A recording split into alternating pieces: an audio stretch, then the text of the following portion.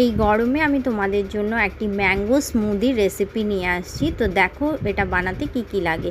প্রথমে নিয়ে নিচ্ছি কাজু, তারপর ম্যাঙ্গো, তার সাথে সাথে আমি নিয়ে নিলাম কাস্টার্ড আর আইসক্রিম।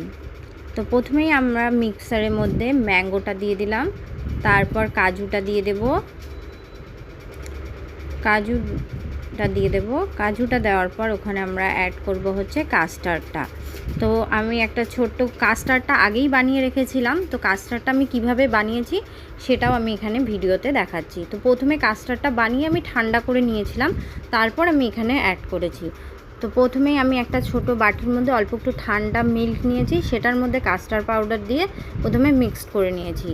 তারপর এই মিক্সচারটা সুন্দর করে মিক্সড করে নিয়ে যখন দুধটা গরম হয়েছে তখন এই মিক্সচারটা আমি ওই মিল্কটার সাথে অ্যাড করে দিয়েছি, দিয়ে হালকা একটু সামান্য ওটা নাড়তে হবে, কিন্তু